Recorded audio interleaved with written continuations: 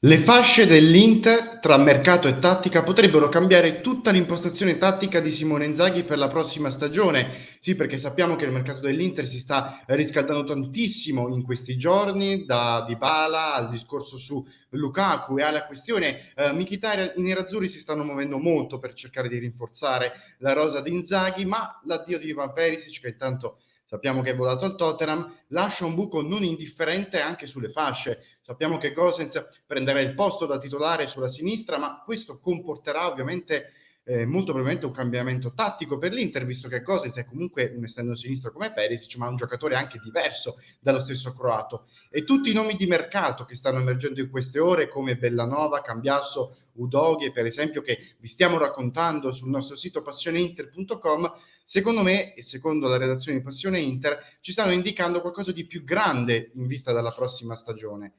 Amiche e amici interisti, amiche e amici di Passione Inter, benvenuti in questo nuovo episodio dove daremo un'ampia occhiata al discorso sulle fasce. Negli ultimi giorni vi abbiamo aggiornato con tutte le ultime news sul mercato e oggi parleremo sì di mercato ma anche di alcuni temi tattici, come dicevo appunto in apertura, perché sappiamo che l'Inter si sta muovendo molto per l'attacco, si parla anche di un possibile sacrificio di un big tra la difesa e l'attacco, ma Simone Inzaghi lo ha detto anche alla conferenza stampa di presentazione all'Inter ormai quasi un anno fa, che le fasce sono un ruolo fondamentale nel suo gioco e presumibilmente lo saranno anche l'anno prossimo. E con tutte le voci di mercato che ci stanno in mezzo, secondo me ci saranno dei grandissimi cambiamenti di cui appunto parleremo in questo nuovo episodio. Detto questo, prima di partire con il discorso sulla situazione attuale degli esterni, tutti i nomi di mercato e i discorsi sulla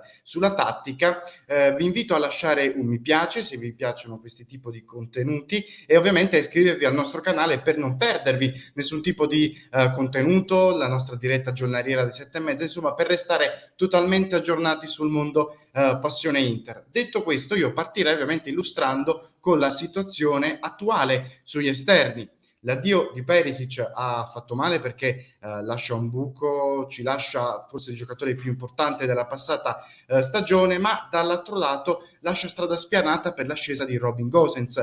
Il tedesco ha giocato, se non sbaglio, circa 175 minuti con la maglia dell'Inter, quindi pochissimi, questi ovviamente per il recupero dall'infortunio alla coscia e ovviamente allo straordinario stato di forma di Perisic, che ha praticamente, tra virgolette, costretto Inzaghi a schierarlo quasi sempre nella formazione titolare. Ora però questi fattori non ci sono più, Gosens potrà tornare al 100%, soprattutto grazie alla preparazione in pre-season appunto prima della stagione, prima dell'inizio della stagione, e molto probabilmente l'Inter non acquisterà un titolare sulla fascia sinistra. Se invece diamo un'occhiata alla fascia destra, non si ipotizzano movimenti in uscita, almeno per il momento, per quello che riguarda Denzel Dumfries e Matteo Darmian, che quindi probabilmente saranno pronti a coprire la fascia destra dell'Inter anche alla prossima stagione. È un duo che secondo me ha garantito ottime cose dell'Inter, ma penso che siamo d'accordo tutti. Ognuno a suo modo, Dumfries e Darmian, ha dimostrato di essere una sicurezza per Inzaghi, ma occhio perché, come diremo in seguito, potremmo vedere dei possibili movimenti in entrata che potrebbero sciogliere questa coppia che ha fatto molto bene quest'anno. Perché? Adesso ci avviciniamo magari ai nomi in entrata che stanno spuntando in queste ultime ore, in questi ultimi giorni. Sappiamo che l'intenzione dell'Inter è quella di acquistare un talento giovane e possibilmente anche italiano sulle fasce. Nella testa dei nerazzurri la volontà è quindi quella di ingaggiare un vice Gosens, non quella di acquistare un titolare, anche perché molto probabilmente l'Inter non può permettersi di acquistare un titolare quando ha già Gosens su quella zona di campo. Vogliono quindi un giovane da poter far crescere negli anni. Sono usciti diversi nomi come quelli di Bellanova, Udoge, Cambiasso del Genoa, Parisi e anche l'occasione a parametro zero Federico Bernardeschi. Le opzioni sono molte, quindi cerchiamo un attimo di fare dell'ordine, magari illustrandovi i vari profili. Partiamo dal nome che viene dato più caldo in questo momento in ottica Inter, che è quello di Raul Bellanova. Bellanova è un classe 2000, è stato uno dei pochissimi elementi del Cagliari, direi, costante per tutta la stagione, nonostante la retrocessione dei sardi. Alla primavera stagione in Serie A ha giocato 27 partite da titolare, con lo score di 1 gol e 2 assist. È stato convocato anche da Mancini, dal CT Mancini, per lo stage in vista delle sfide di giugno in Nations League, e Bellanova in generale viene considerato dall'Inter come pronto per il salto in una grande squadra. Il costo, nonostante l'attuale valore di mercato sia di 5 milioni di euro secondo Transfermarkt, è di circa 7 milioni di euro, quindi il Cagliari chiederebbe circa questa cifra. E l'unica pecca è che Bellanova, però, sappiamo bene, ha fatto anche discutere molto sul nostro club di Passione Inter, tra l'altro www.passioneinter.club per entrare nella nostra grande community interista. Ha fatto discutere molto sul nostro club perché Bellanova ha giocato principalmente a destra, ma all'Inter il buco c'era a sinistra. Questo comporterebbe quindi, nell'ipotetico acquisto di Raul Bellanova da parte dell'Inter, uno slittamento a sinistra di Matteo Darmian, che invece ha maggiore esperienza in quel ruolo, visto che in carriera ha giocato circa un'ottantina di partite sulla fascia sinistra, sia come terzino che come esterno. Il secondo nome che è spuntato in queste ore è quello di Destiny Udogie, terzino esterno italo-nigeriano dell'Udinese, è cresciuto però all'Hellas Verona. È un giocatore molto interessante, è un classe 2002, vi faccio vedere ovviamente anche qui la schermata Transfermarkt per un'occhiata generale. Ha decisamente stupito l'Udinese, soprattutto nella seconda parte di stagione. Lo score di quest'annata per Udogie è stato di 5 gol e 3 assist, quindi un ottimo bottino. Ha grandissime potenzialità, almeno per quello che mi riguarda, nella posizione di quinto a sinistra. È dotato di ottima tecnica, di un grande fisico, è bravo sia nel saltare l'uomo, così come quello di accentrarsi leggermente, perché in Under 21 con l'Italia ha giocato e ha ricoperto anche la posizione di centrocampista, scusatemi, di sinistra. Sicuramente fa meglio in attacco che in difesa. Udogie invece è infatti uno dei migliori terzini per tocchi in area offensiva, ne fa circa 2,73 a partita. Per capirci, Dumfries ne fa circa 5, quindi più o meno siamo su questi dati qui, considerando anche che Udogie gioca in una squadra molto più difensiva dell'Inter come l'Udinese. Comunque ha una grandissima capacità di inserimento, direi. L'unica pecca in questo caso è che è seguito da grandi squadre come la Juventus, anche da alcuni club della Premier League, e nelle ultime ore è filtrata la sensazione secondo cui l'Udinese non voglia aprire a una possibile cessione. Il valore di mercato qui che indica Transfermarkt è di 9 milioni di euro, ma secondo me l'Udinese chiederà almeno una cifra di 15 milioni di euro per la cessione del cartellino di Destiny Udogie.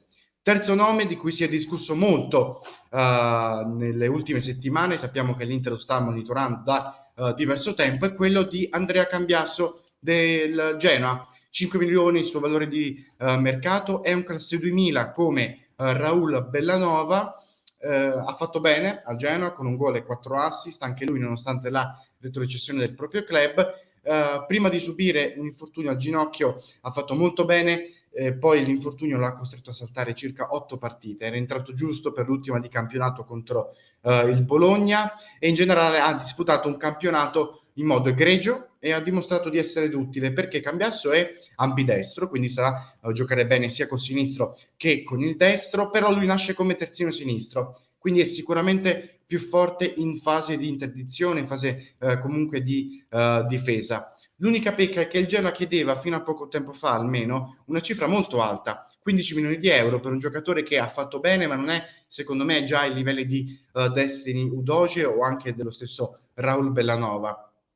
Questa cifra, nonostante il contratto di Cambiasso sia attualmente ancora in scadenza nel 2023. Però occhio, perché la retrocessione in Serie B del Genoa potrebbe spingere il Grifone a abbassare, secondo me, leggermente le richieste, almeno per la cessione definitiva. Gli altri due nomi sono leggermente defilati, sono quelli di Fabiano Parisi dell'Empoli, un giocatore interessante anche lui, 2000 come Bellanova e Cambiasso. Gioca all'Empoli ormai da 2 stagioni da titolare, per lui l'Empoli chiede circa 10 milioni di euro.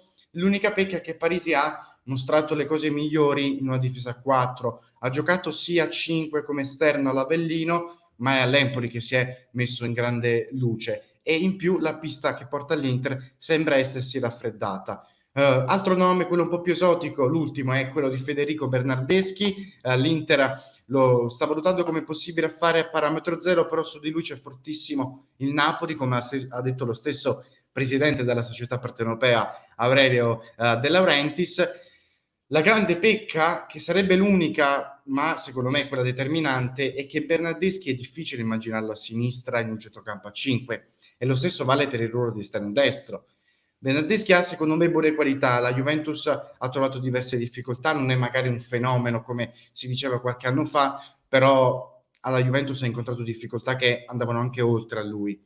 Però ha qualità principalmente in attacco, in fase di costruzione, nel dribbling, però in difesa le carenze secondo me sono visibili a occhio nudo. Sarebbe un buon jolly, spendibile magari in attacco come seconda punta, oppure anche a centrocampo come interno, però se ragioniamo sulle fasce, almeno a me sembra totalmente inadeguato. Questi erano i 5 nomi che l'Inter sta valutando. Però in apertura vi ho anticipato di possibili cambi tattici. Questo perché il ruolo dell'esterno nel gioco di Simone Inzaghi è fondamentale, come dicevo in apertura, lo ha detto anche lui stesso nella conferenza stampa di presentazione all'Inter, e forse anche per questo che Perisic ha performato a livelli così alti, oltre a uno straordinario stato di forma. In ogni modo si tratta di un concetto che varrà anche per l'anno prossimo.